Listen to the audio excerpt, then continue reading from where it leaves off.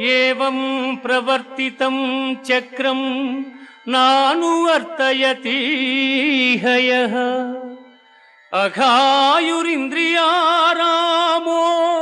మోహం పార్థ సజీవతి.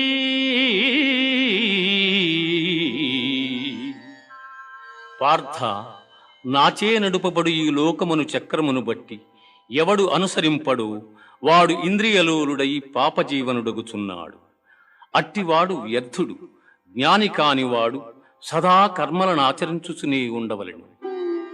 యజ్జదాచరతి శ్రేష్ఠః తత్తదేవేతరో జనః స యత్ప్రమాణం కురుతే లోకస్తదనువర్తతే.